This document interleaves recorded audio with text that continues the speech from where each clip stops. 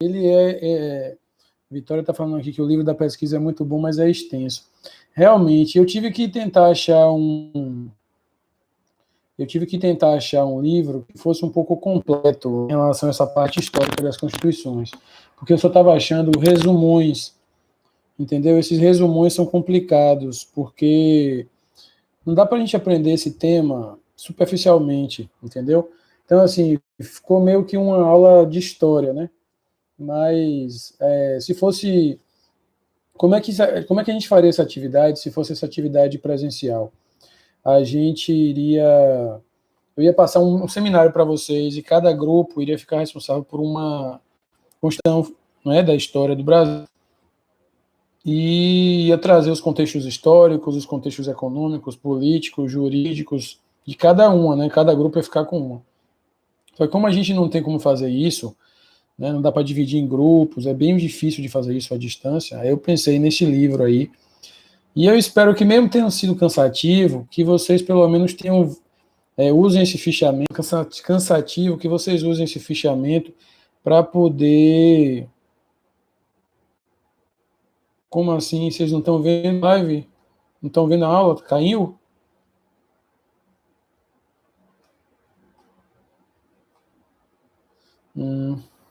Espera aí, que eu vou dar um jeito nisso aqui.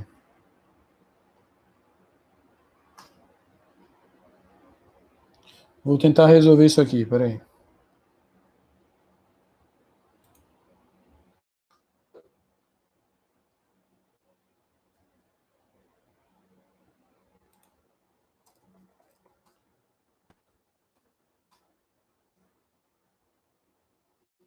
Voltou agora? Como é que vocês estão de som aí, de áudio, de vídeo?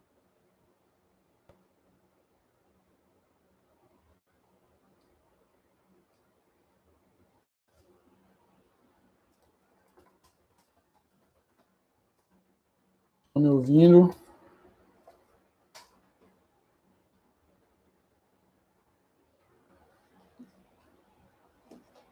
Pronto. Seguinte, a gente, fizeram alguns comentários aqui. Para mim está um pouco mais difícil porque aumentou meu trabalho, tem algumas atividades. Vitória fala que cansou fazendo fichamento. Vitória. Espera aí,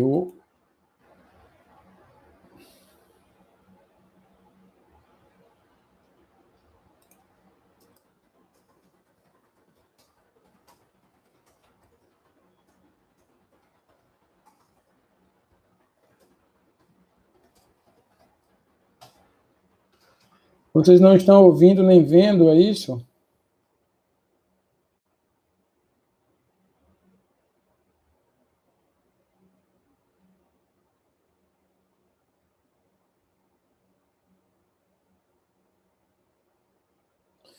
Eu posso tentar fazer pelo Instagram, então.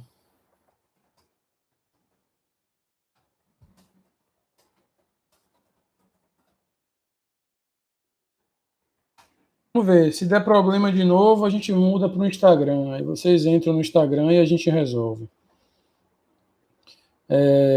Pessoal, é o seguinte, vamos me falando aí se vocês estão ouvindo, se está tudo ok, que aí a gente muda de lugar aí se precisar.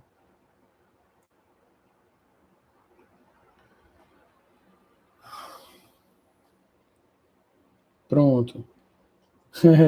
Minha internet aqui, eu estou usando aqui a internet, né, da NET, né? Só que deu problema, eu mudei para o meu. Deu problema agora que vocês falaram para mim aqui, né? Então eu mudei para o do pacote aqui, que costuma ser inclusive melhor do que a da NET. Não, vocês têm que me contar aí o que é que vocês estão achando em relação ao som. Ó, eu vou ficar observando o chat aqui, para qualquer coisa vocês me passarem o feedback sobre isso, tá? Seguinte, pessoal, vamos tentar aqui tocar. Vocês têm alguma dúvida em relação à questão das constituições?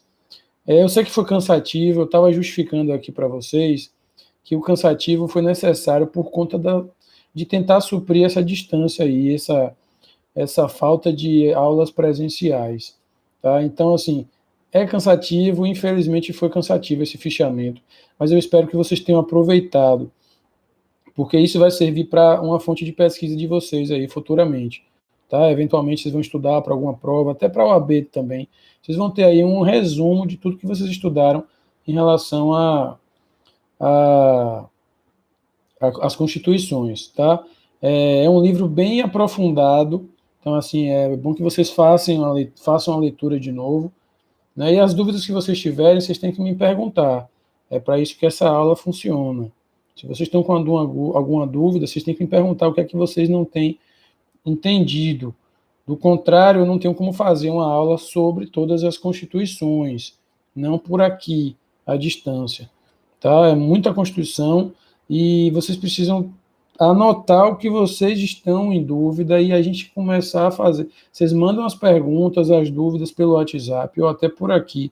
Eu faço esses esclarecimentos, essa tirada de dúvidas de vocês, tá bom? A gente pode começar, se vocês não tiverem nenhuma dúvida aqui sobre as constituições trabalhadas, a gente pode fazer o adiantamento aqui do assunto de poder constituinte. Então, eu preciso saber de vocês. Vocês estão com alguma a Constituição de 1891, a Constituição de 34, a Constituição de 37, a Constituição de 46, a de 67, a de 69 e a de 88 que não vai entrar, não entrou no fichamento. Né? Eu só deixei vocês ficharem até o 69. Vocês têm alguma dúvida?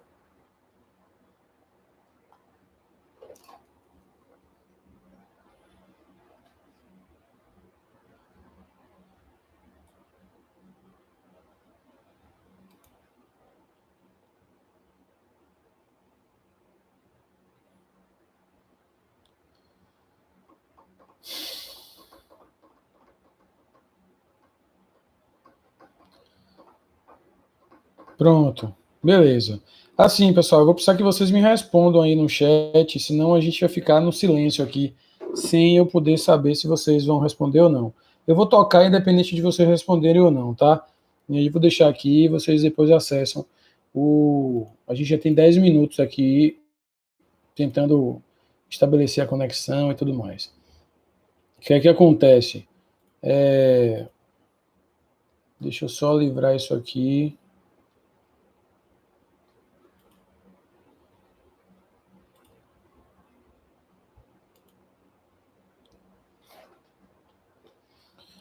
Pronto, pessoal, assim, as atividades atividade domiciliar de poder constituinte, ela foi feita com alguns questionários também, né? Vocês devem ter visto aí que eu coloquei aqui, eu elaborei umas perguntas para vocês responderem. E aí, a partir desse questionário de subjetivas, é bom que vocês pesquisam sobre o tema todo. Então, assim, a primeira pergunta é: defina o conceito que vem a ser, ou defina ou conceitue o que vem a ser poder constituinte. Vitória pergunta: é possível a aula ficar salva? Vou tentar que essa aula fique salva e mandar para vocês. Vou fazer tentar ver se eu edito ela, para que a gente só comece aqui com o assunto que importa. Então, assim, a partir de agora, a gente vai tratar sobre poder constituinte, com base na atividade domiciliar que eu passei para vocês. Tá? A atividade domiciliar em relação ao poder constituinte, já que vocês não têm nenhuma dúvida sobre as constituições, essa atividade foi feita em relação através de questões de um questionário de subjetivas. Né? E essas subjetivas eu fiz no sentido de abranger o máximo possível do assunto de poder constituinte. E aí eu preciso, caso vocês não tenham dúvida, se vocês já tenham feito, alguém já adiantou isso aí, se alguém já adiantou, pode pedir, colocar alguma dúvida que vocês tenham tido aqui, tá? Eu tenho aqui: defina, conceitue o que vem a ser poder constituinte e qual a sua origem histórica. O poder constituinte eu falei para vocês na última aula. Falei o que era, falei a origem histórica, falei em relação a Emmanuel Sieyès, em relação à Revolução Francesa. Isso aí eu falei na última aula, porque eu já adiantei um pouco sobre poder constituinte. E a ideia de poder constituinte é a ideia de você mover, de você criar, de você fazer surgir uma nova ordem constitucional, né, uma nova ordem jurídica constitucional. Esse é o conceito, esse é o entendimento do que vem a ser poder constituinte. E quando a gente fala em poder constituinte, a gente é nesse sentido de criar uma nova ordem, de elaborar, de fazer surgir uma nova ordem constitucional, a gente está falando do poder constituinte originário, que é o poder constituinte que faz criar essa nova ordem constitucional através da criação de uma nova Constituição. E aí, quando eu falei para vocês na última aula sobre poder constituinte originário, eu falei sobre onde ele se encaixou aí nessas elaborações dessas constituições brasileiras, né? Então a gente teve o primeiro exemplo de poder constituinte originário, a gente pode dizer que é a elaboração da Constituição de 1824 no Brasil. A gente não tinha qualquer norma constitucional, a gente usava as constituições e as normas constitucionais de Portugal, e o Brasil, quando se tornou independente, sentiu a necessidade de fazer a própria Constituição. E de que forma ele fez essa própria Constituição? Ele usou o poder constituinte originário, ou seja, ele fundou uma ordem constitucional, né, e criou todas as normas constitucionais a partir desse poder constituinte originário. Então, o poder constituinte originário, ele é esse poder que permite fundar, construir ou até renovar uma ordem constituinte, uma ordem constitucional, uma ordem jurídica constitucional de um país. E aí, nesse número 2, eu peço para vocês apresentarem a definição e as características, né?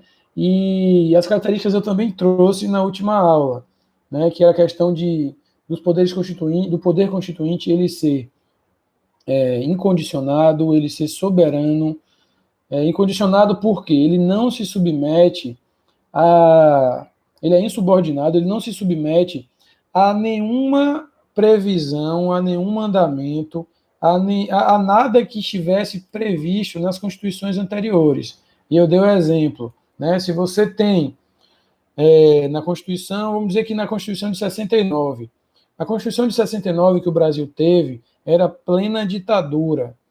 Então, assim, naquela época não tinha previsão, era vedado, não era autorizado o habeas corpus para aqueles que estavam sendo presos por crimes contra a ordem ou a segurança nacional. Ou seja, se você, Vitória, fosse presa por um crime que era classificado como de crime contra a ordem nacional ou contra a segurança nacional, você não ia ter direito a habeas corpus. Você ia ficar presa até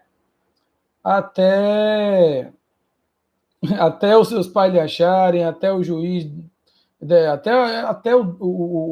a ditadura lhe liberar. Então, assim, não havia essa possibilidade de você ser liberada por um habeas corpus. Isso era a previsão da Constituição de 69, ou também chamada de Emenda número 1 de 69. Essa Constituição tirou vários direitos, né, fundamentais.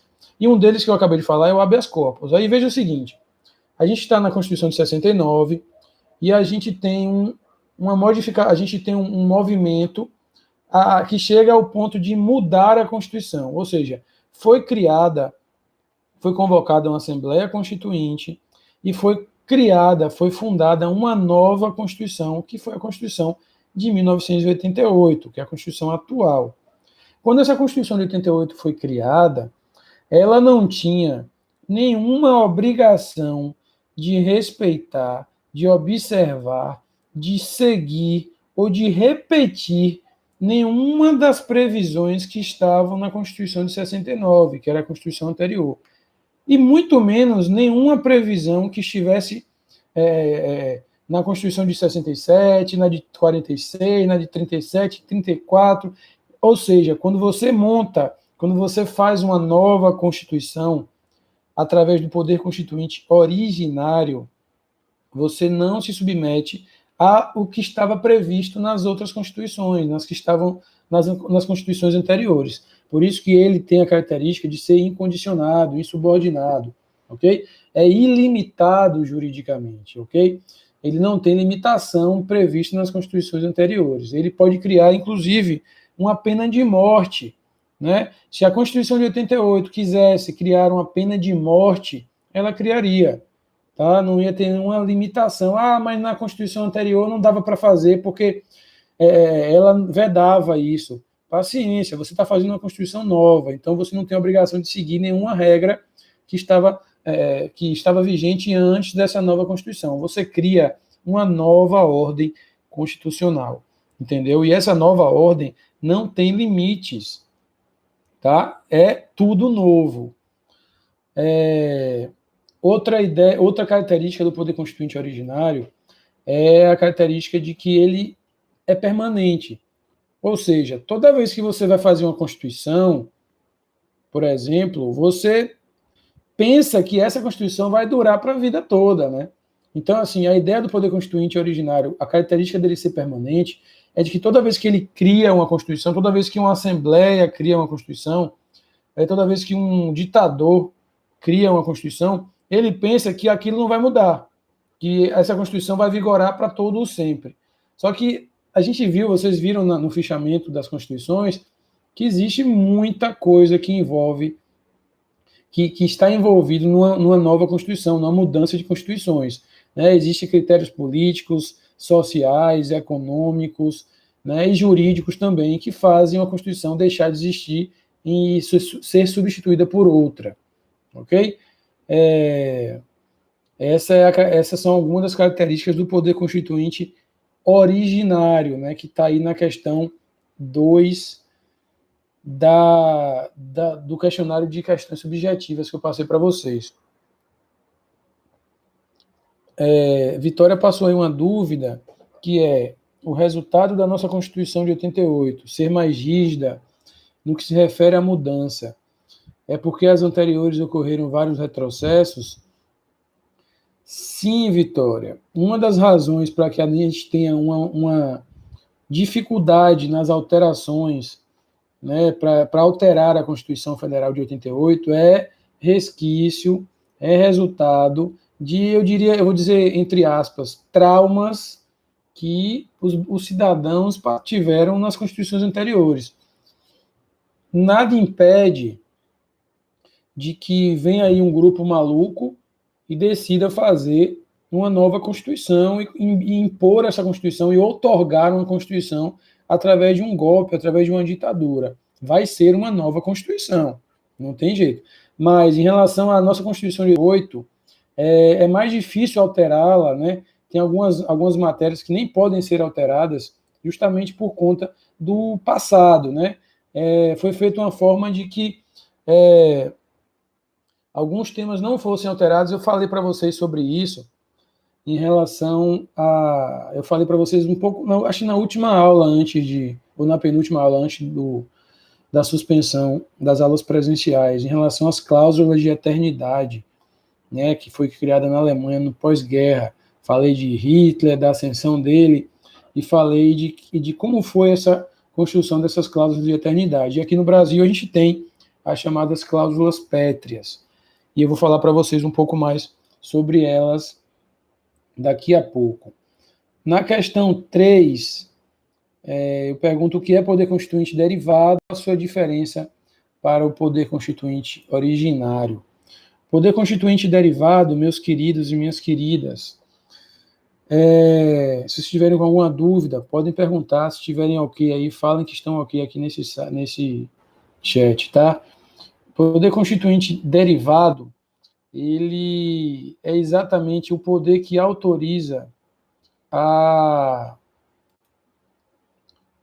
Peraí, se vocês estão ouvindo aqui. Vocês estão ouvindo?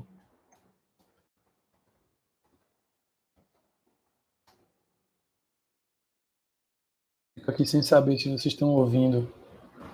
Não tem como saber aqui. Mas, ok, me socorram aí, eu fico na dúvida. Então, assim, poder constituinte derivado, né, ele é diferente do originário, porque o originário você funda, você cria uma ordem constitucional, tá? Você faz uma nova Constituição. No poder constituinte derivado, é a possibilidade de você alterar a Constituição, tá? No caso, principalmente no caso do poder constituinte derivado reformador e no poder constituinte derivado revisor.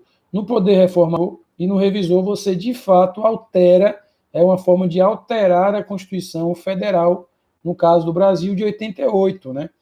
E a gente tem também o poder constituinte derivado decorrente, tá? Então, assim, quando a gente for conceituar poder constituinte derivado, a gente vai ter a ideia de que é o poder que assegura a alteração, a reforma, a revisão da Constituição Federal, tá?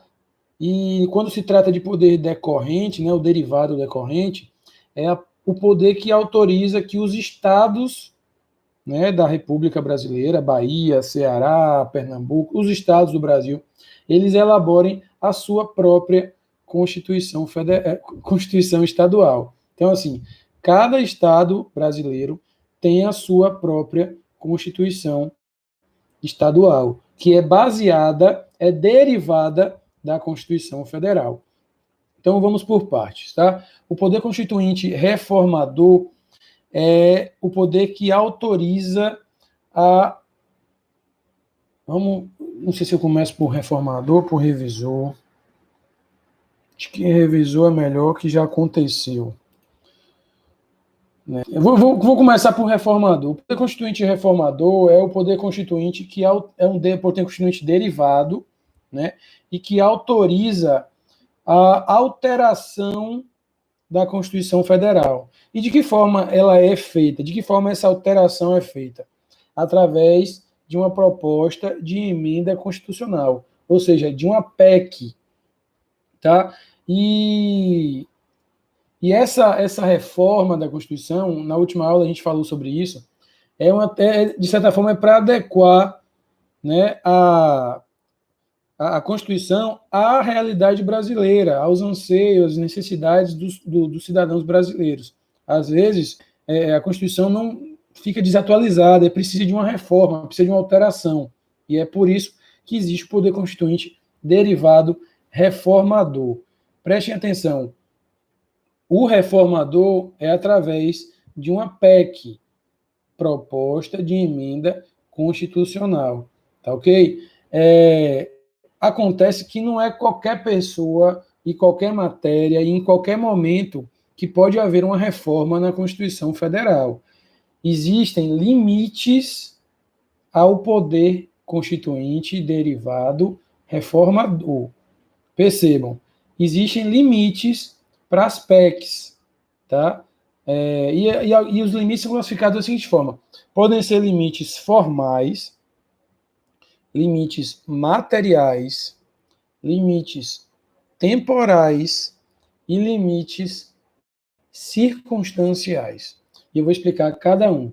Os limites formais são esses limites que estão previstos no artigo 60, no caput, vocês já sabem o que é um caput, parágrafo 2º e parágrafo 3º da Constituição. Os limites formais estão previstos no artigo 60, no caput, parágrafo 2º e parágrafo 3º da Constituição. E o que é que ele define? Ele define quem pode propor as mudanças, ou seja, quem pode propor a PEC. Quem é que pode apresentar uma PEC? Qualquer pessoa pode apresentar uma PEC? Não, nem todo mundo pode apresentar uma PEC, tá? Luciene não vai poder apresentar uma PEC, eu não vou poder apresentar uma PEC, Vinícius, Vitória não vai poder apresentar uma PEC, ok? Assim, isso é um limite. Acontece aí uma limitação. Nem todo mundo vai poder apresentar uma PEC, ou seja, nem todo mundo vai poder alterar a Constituição. Então é um limite formal. E esse limite formal esses limites formais estão previstos no artigo 60, caput, parágrafo 2º e 3º. E aí fala, quem pode propor essas PECs, né? A gente tem aí um mínimo de 1/3 dos membros da Câmara dos Deputados ou do Senado, um mínimo de 1/3 desses deputados ou um mínimo de 1/3 do Senado. O presidente da República, ou seja, o presidente Bolsonaro pode propor uma PEC, ele propõe, inclusive, né, a PEC da Previdência, é um exemplo mais recente. Mais da metade das assembleias legislativas dos estados podem propor PEC também, né? E nesses limites materiais, neste artigo 60, parágrafo 2º e 3º, também define quem é que aprova as PECs, né? É o Congresso Nacional que aprova as PECs, e quantas votações são necessárias. Então, são 2 votações necessárias em 2 turnos nas 2 casas. Então, percebam, essas PECs, elas são apresentadas por pessoas específicas, né, um mínimo de 1/3 das câmaras dos deputados ou mínimo de 1/3 do Senado, pelo presidente da República, pelas assembleias legislativas, e aí você tem que ter aí mais da metade da Assembleia Legislativa dos estados, né? E quem é que deve aprovar? É o Congresso Nacional. Quantas votações? São 2 votações em 2 turnos, tá? São 2 turnos de votação. Então, você, como eu falei na última aula, a gente vai ter a votação na Câmara dos Deputados 2 vezes e no Senado mais 2 vezes. E também é definido como um limite o quórum. Eu falei para vocês pesquisarem sobre o que é quórum, né? A quantidade necessária de pessoas votando e aprovando essa PEC para que ela possa ser considerada como aprovada. Então, você tem que ter na Câmara dos Deputados e no Senado, em cada uma dessas votações, você vai ter que ter 3/5 desses membros desses deputados. A gente tem 513 deputados. A gente precisa de ter 3/5 dos deputados na primeira votação. Aprovou? Tudo bem, marca uma outra sessão. 3/5 de novo nessa outra sessão dos deputados. Manda para o Senado. Na primeira votação do Senado, 3/5 dos senadores. Aprovou na primeira? Tá, manda para a segunda. Segunda votação do Senado, mais 3/5 dos senadores. E aí, o Congresso Nacional proclama que a PEC foi aprovada e virou uma emenda constitucional. Observem que, nesse caso da aprovação da PEC, não precisa de sanção do presidente da República, tá? Anotem aí, nas PECs, no processo de aprovação das emendas constitucionais, não é necessária o ato de sanção do presidente da República. Então, ele nem pode sancionar, nem veta. Acabou as 2 votações dos deputados, manda para o Senado, e depois que acabou do Senado, eles se reúnem e fazem a publicação, a promulgação da emenda constitucional que foi aprovada. Ok? Esses são os limites formais, tá? Os limites de quem pode propor, com quantas pessoas se aprova, onde é que é votado, quem é que aprova isso, quem é que vota essa PEC, ou seja, a alteração sob o ponto de vista formal, da forma, né, do processo. Esse é um limite formal do poder constituinte derivado reformador. Limite formal do poder constituinte derivado reformador, tá ok? A gente tem os limites circunstanciais, que quer dizer o seguinte: em algumas situações em que o Brasil se encontrar, em que o país se encontrar, não será autorizada nenhuma aprovação de PEC, ou seja, em alguns momentos previstos na Constituição, se o Brasil se encontrar em algum momento desse, não será autorizada nenhuma alteração, nenhuma modificação na Constituição Federal. E quais situações, quais circunstâncias são essas? Estado de sítio, estado de defesa e intervenção federal. Percebam, esses são chamados limites circunstanciais, tá? Eles estão previstos no artigo 60, o parágrafo 1º da Constituição Federal. Percebam, os limites formais estão previstos no artigo 60, no caput, no parágrafo 2º e no parágrafo 3º desse artigo 60. Os limites circunstanciais, que são as circunstâncias, as situações em que não vai ser autorizada a alteração da Constituição, a gente tem previsão no artigo 60, no parágrafo 1º. E quais são essas circunstâncias? No estado de defesa, no estado de sítio e nas intervenções federais. Um exemplo foi o seguinte: Michel Temer tentou fazer uma reforma da Previdência, quando ele assumiu. Quando ele percebeu que ele não ia ter como aprovar essa PEC da Previdência dele, o que ele fez? Ele usou o unir útil ao agradável. Ele usou a situação do Rio de Janeiro e decretou intervenção federal no Rio de Janeiro. E a gente sabe agora que uma das circunstâncias em que se impede qualquer aprovação de PECs é quando existe uma intervenção federal, ou um estado de sítio, ou um estado de defesa. No caso do Rio de Janeiro, no caso da época de Michel Temer, foi uma intervenção federal. Então, no ano em que foi decretada a intervenção federal no Rio de Janeiro, era possível aprovar alguma PEC, ou seja, era possível alterar a Constituição Federal do Brasil? Não, não era possível, tá? Porque existia aí um limite ao poder constituinte reformador, ao poder derivado. E que limite é? Um limite circunstancial, ou seja, existia uma circunstância, uma situação que impedia essa alteração de acontecer, ok? Então, a gente já viu os limites formais e os limites circunstanciais, né? Os circunstanciais previstos no artigo 60, parágrafo 1º da Constituição. Existe também os limites temporais, que é uma forma de conferir maior estabilidade para a Constituição Federal. Então, assim, impede-se ou dificulta-se mudanças prematuras no texto da Constituição antes que tenha decorrido um tempo mínimo para avaliação dessa alteração.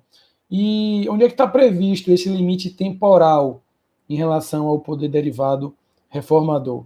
No artigo 60 também, no parágrafo 5º. Percebam o seguinte: todos os limites ao poder constituinte reformador, né, o poder derivado reformador, todos os limites estão previstos no artigo 60 da Constituição. Tá? Os formais no caput, no parágrafo 2º e no parágrafo 3º. Os circunstanciais no parágrafo 1º. Os temporais no parágrafo 5º, e já eu falo dos materiais. E os temporais, o que é que tem escrito nesse parágrafo 5º? A matéria constante de emenda constitucional rejeitada ou prejudicada não pode ser objeto de nova proposta na mesma sessão legislativa. Ou seja, se a gente tem se Bolsonaro apresenta uma proposta de emenda constitucional e aí chega na Câmara dos Deputados, ele no primeiro turno, ele nem consegue aprovação dos 3/5 dos deputados. Não teve aprovação, né? Foi rejeitada. Ele vai poder apresentar a mesma PEC no dia seguinte? Não. Se Bolsonaro tenta apresentar uma PEC e essa PEC consegue aprovação na Câmara dos Deputados 2 vezes, né, nos 2 turnos, 3/5 em cada votação, vai para o Senado, não consegue aprovar. Ele vai poder reapresentar essa PEC no mês seguinte, no dia seguinte? Não. Isso é um limite temporal. Ou seja, a Constituição exige que para alterar, né, para alterá-la, para ela ser modificada, também tem que haver um limite temporal. Se essa PEC não foi aprovada nessa sessão legislativa, ela só vai ser aprovada, ela só vai poder ser apresentada de novo, reapresentada na próxima sessão legislativa. Ok? E aí fica um dever de casa para vocês aí, de pesquisar o que é uma sessão legislativa e quanto tempo dura uma sessão legislativa. Em relação aos limites materiais, esses limites materiais são previstos no parágrafo 4º do artigo 60. Vocês têm os limites, lembrem aí, formais, os limites circunstanciais, os limites temporais e os limites materiais. E os limites materiais são os limites previstos em relação às cláusulas pétreas, tá? Que eu falei para vocês que na Alemanha são chamadas de cláusulas de eternidade. Já expliquei para vocês, inclusive pessoalmente, presencialmente, na última aula da gente. Na última ou penúltima aula. E aí são os limites materiais, cláusulas pétreas, ok? Essas cláusulas pétreas são determinadas matérias, por isso que o nome é limites materiais, são determinadas matérias que não podem ser alteradas por emenda constitucional. E quais são elas? O que é que prevê o parágrafo 4º do artigo 60? A forma federativa do Estado não vai poder mudar. O voto direto, secreto, universal e periódico também não vai poder mudar. Tá? Então, o voto vai continuar secreto, o voto vai continuar direto, o voto vai continuar universal e o voto vai continuar periódico. E não tem PEC que seja apresentada por quem quer que seja que possa mudar essa matéria, tá? É uma cláusula pétrea. Ah, mas eu quero mudar aqui, eu sou presidente da República e eu quero mudar, o voto agora não vai ser mais secreto.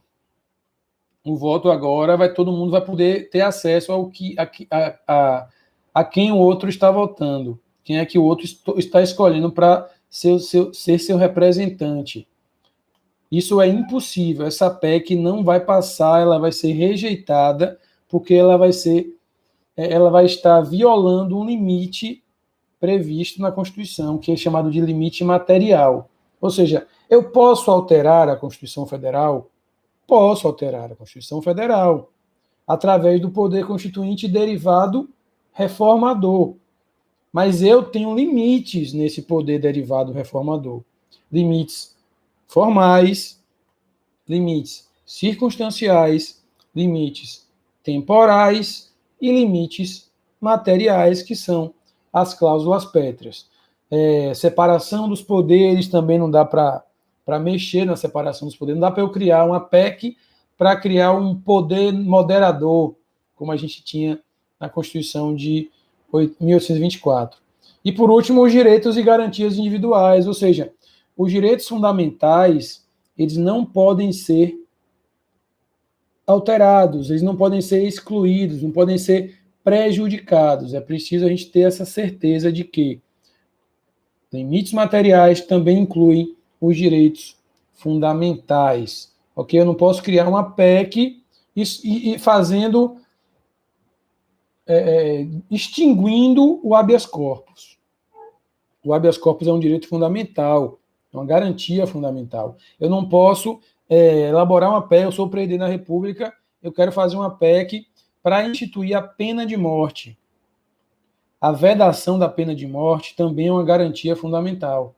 Tá? Garante o direito à vida, o direito fundamental à vida. Então, percebam, tem matéria que não dá para mexer, tá? E as matérias estão previstas no parágrafo 4º do artigo 60. Ok? Vitória fez uma pergunta aqui, só agora eu estou vendo. Tem 10 minutos que ela fez a pergunta, eu não vi. No final, professor, e no contexto atual, situação Covid, que o presidente faça uma coisa, o ministro da Saúde fala outra, e agora o STF fala que cada estado tem autonomia de gerenciar a situação. Vitória, eu não entendi a sua pergunta.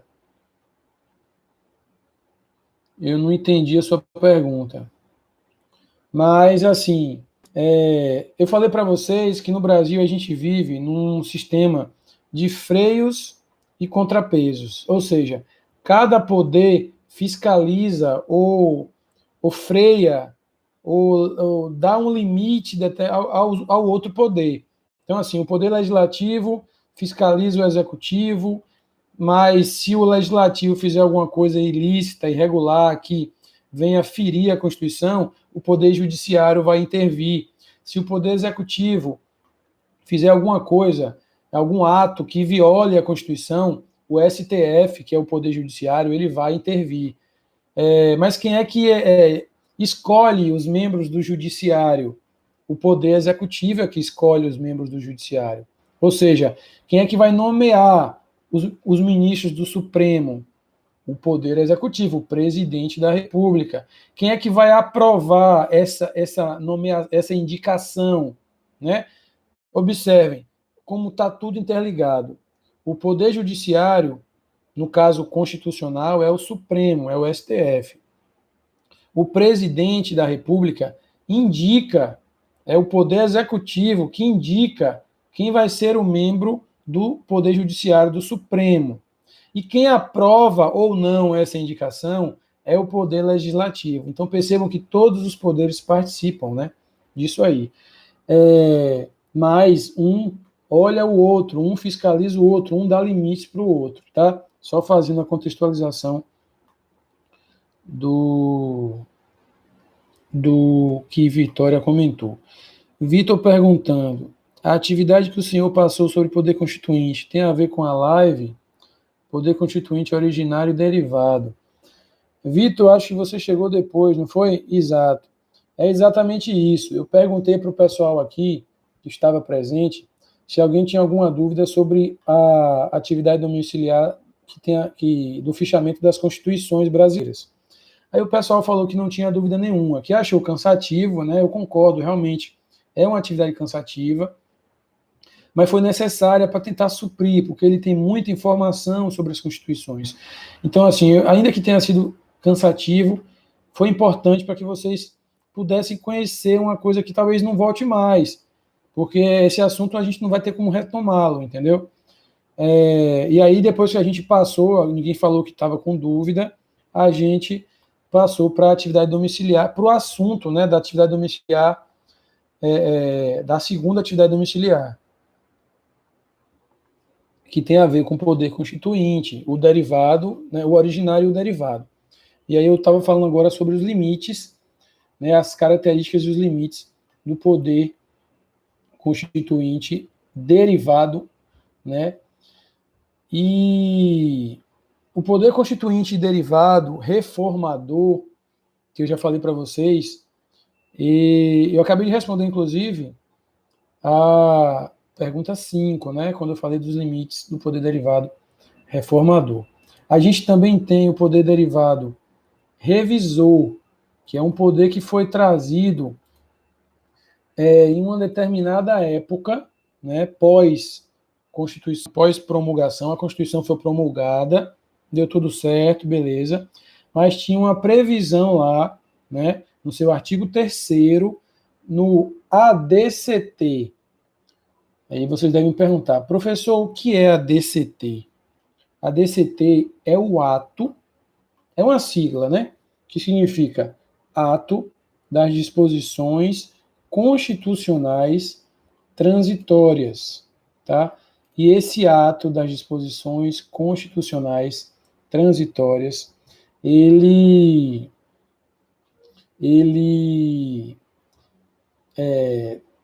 vem a partir depois do último artigo da Constituição. A Constituição tem 250 artigos, depois do último artigo da Constituição, ele começa, o ADCT.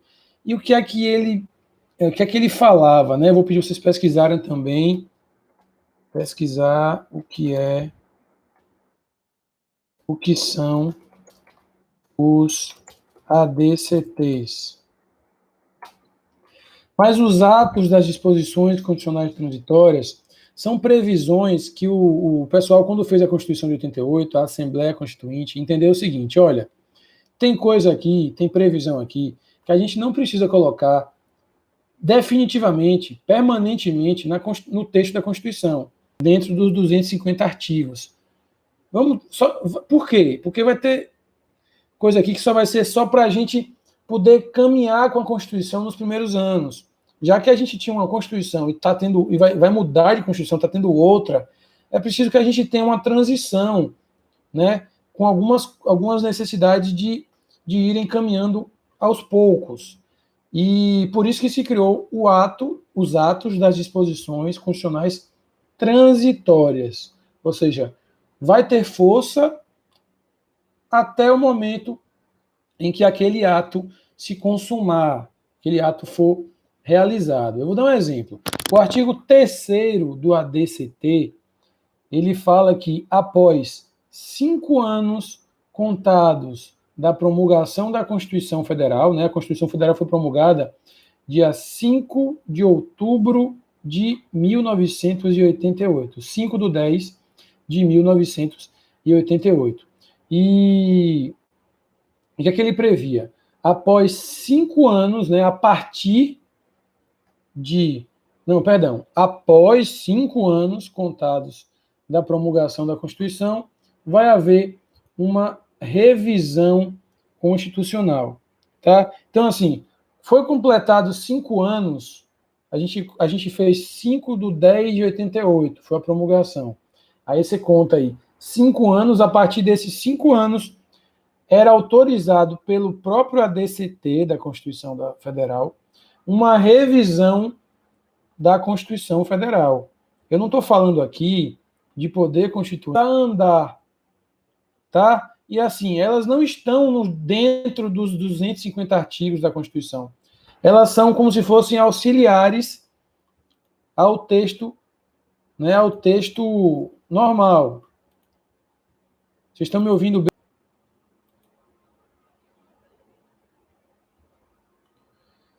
Vocês estão conseguindo me ouvir agora?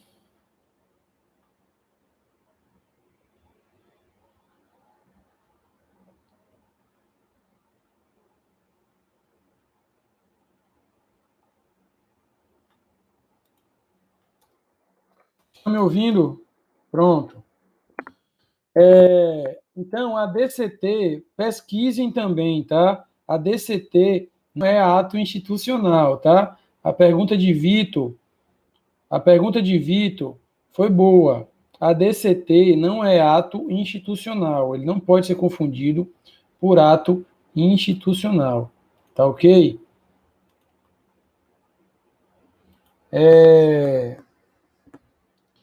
Seguinte, pessoal, o ADCT, ele é como se fosse um conjunto de normazinhos, é como se fosse um conjunto de normas que viesse depois da Constituição e fosse auxiliar da Constituição. É como se fossem normas auxiliares da Constituição, só que temporárias, tá?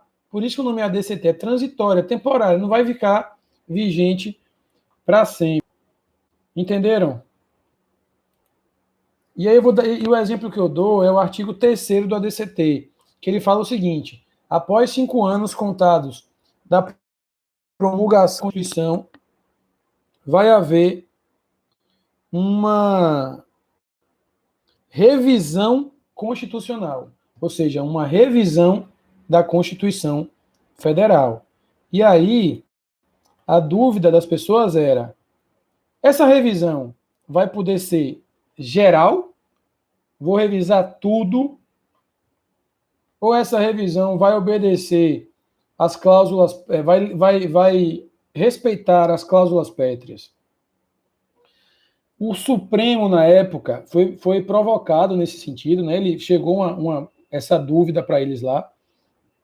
Se esse poder revisor, que poderia ser feito após 5 anos, né? Era uma forma de a Constituição, das pessoas sentirem, né, como estava a Constituição, como estava sendo ela inserida no contexto lá novo.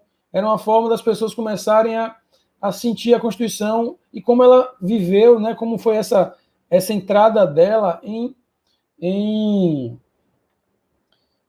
5 anos, né, depois de 5 anos transcorridos. E aí, pessoal, foi feita a revisão dela e a dúvida era: a gente vai poder revisar tudo, inclusive as cláusulas pétreas, ou a gente não vai precisar revisar não vai poder revisar as cláusulas pétreas? Vai haver limite ou vai ser ilimitado esse poder revisor. E aí o Supremo, na época, entendeu o seguinte: vai haver a mesma limitação em relação ao poder reformador no que se refere a cláusulas pétreas, ou seja, houve uma revisão constitucional, né, através do poder revisor, foram revisados todos os artigos da Constituição Federal, com exceção das cláusulas pétreas. Tá? Então a gente tem aí o poder derivado reformador, que a gente tem hoje, até hoje, através das PECs, e a gente tem o poder derivado revisor. Tá? Esse poder derivado revisor aconteceu 5 anos depois da promulgação da Constituição Federal, né? E ele aconteceu, pessoal, de uma forma diferente. Por quê? No reformador, vocês já viram que a gente tem um quórum de 3/5, 2 turnos, 2 votações em cada casa. 2 votações na Câmara, com 3/5, e 2 votações no Senado, com 3/5 cada votação. No poder revisor, ou seja, nessa revisão que foi feita lá em 5 anos depois, né, em 1993, nessa revisão, foi diferente, tá? Não foi 3/5 em cada casa, 2 vezes, não. Foi maioria absoluta dos membros do Congresso Nacional, sessão junta, ou seja, Senado e Câmara dos Deputados, ao mesmo tempo, conjuntamente, em 2 turnos. Ou seja, eu juntei para essa revisão constitucional, para esse poder revisor, essa revisão, é como se tivesse feito uma revisão da Constituição toda, com exceção das cláusulas pétreas, 5 anos depois da sua promulgação, juntou o Congresso Nacional, né, juntou o Senado e a Câmara dos Deputados, ambos trabalhando juntos, em 2 votações, ou seja, em 2 turnos. E o quórum não foi 3/5, foi um quórum mais simples, um quórum de maioria absoluta. Então eu preciso que vocês estudem sobre os quórums, tá? Já falei para vocês na última aula. Estudem sobre os tipos de quórums.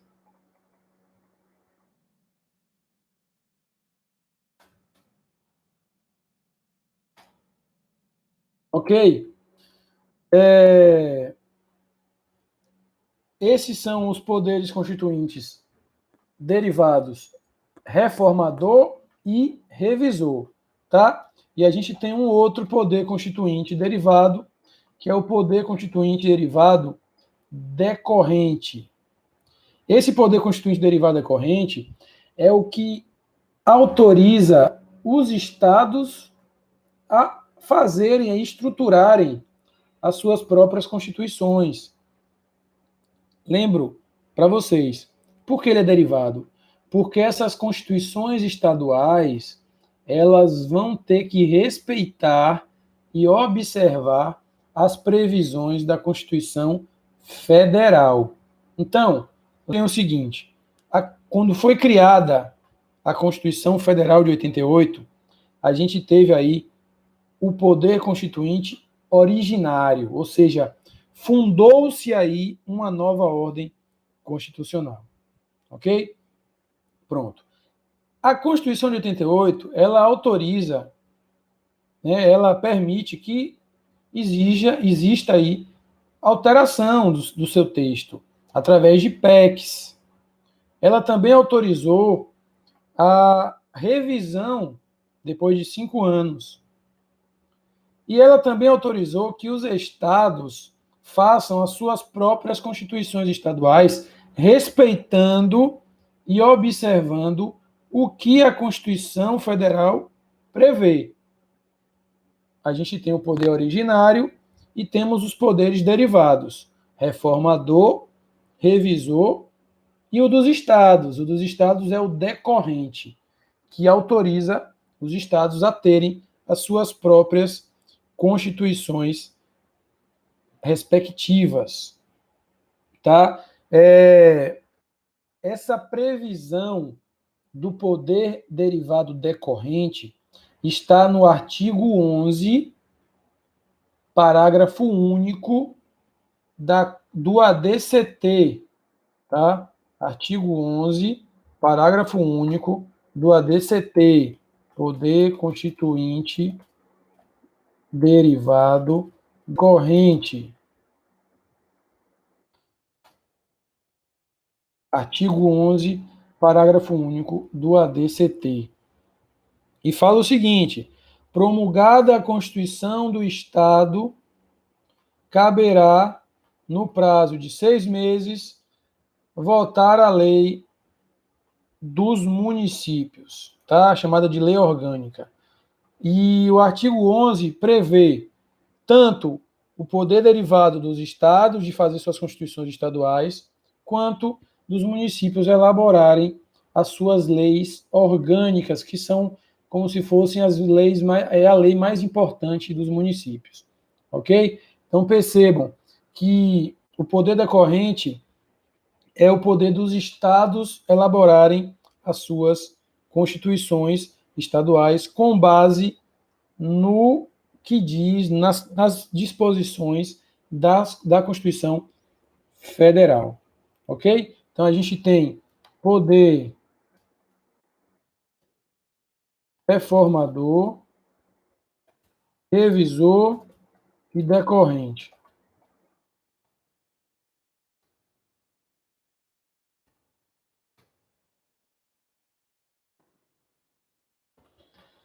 Pessoal, a gente vai ter que encerrar. Eu queria saber se vocês têm alguma dúvida nesses assuntos aí. Fica faltando poder supranacional e poder constituinte difuso, que também está na atividade domiciliar que eu passei para vocês. Eles também estão na atividade domiciliar.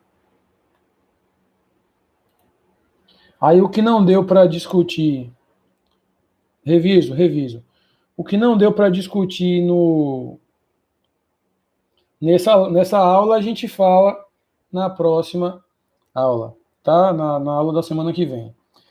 Seguinte, pessoal, o revisor é aquela revisão que foi feita, a colega perguntou aí, né?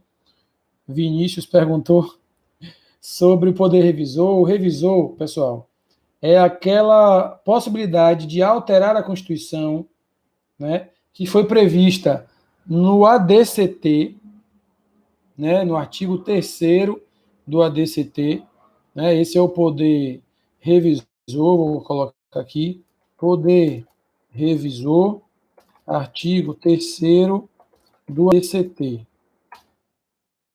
Esse poder revisor foi permitida alterar a Constituição, fazer uma revisão, né, bastante ampla do texto da Constituição, de todos os artigos da Constituição, com exceção das cláusulas pétreas, tá bom? Com exceção das cláusulas pétreas. No mais, todos os artigos foram revisados, né? E a diferença é que não foi feito através de uma formalidade que o Poder Reformador tem. Por quê? Porque juntou a Câmara dos Deputados e o Senado juntos, ambos juntos, com um quórum não de 3/5, mas um quórum de maioria absoluta. Pesquisem sobre os quórums, já falei aí. E em 2 turnos. Ou seja, juntou Câmara e Senado, não foi separado, foram juntos, em 2 turnos de votação, com o quórum de maioria absoluta. E foi possível revisar diversos artigos e, a partir daí, criar emendas chamadas de emendas revisoras, né? Só que somente 6 emendas foram feitas, tá? O poder revisor foi feito 5 anos após, foi adotado 5 anos após a promulgação da Constituição, e somente 6 emendas foram formuladas a partir desse poder revisor, tá? Foi um poder que veio, foi uma possibilidade de revisão que veio meio que para sentir como a Constituição Federal tinha sido já que tinha sido instalada há 5 anos, como é que ela estava se adequando na sociedade. E se ela não tivesse se adequando em alguma situação, em algum artigo, era possível fazer a revisão desse artigo, né? Com exceção, sempre lembrem das cláusulas, ok? Então, esse é o poder derivado revisor, que é diferente do reformador. O reformador é o que a gente tem hoje, das PECs, né? Dos 3/5 em 2 turnos, em cada casa, no Câmara dos Deputados e no Senado. Pessoal, alguma dúvida? Eu vou ter que encerrar, que eu vou fazer uma outra aula agora com o pessoal da outra turma de Direito Ambiental. Vocês têm alguma dúvida a mais?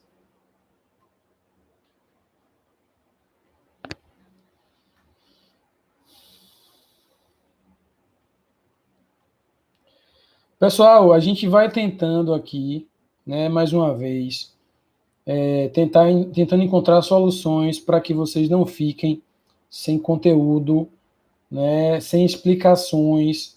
E aí eu peço que vocês estudem, né, esse poder constituinte.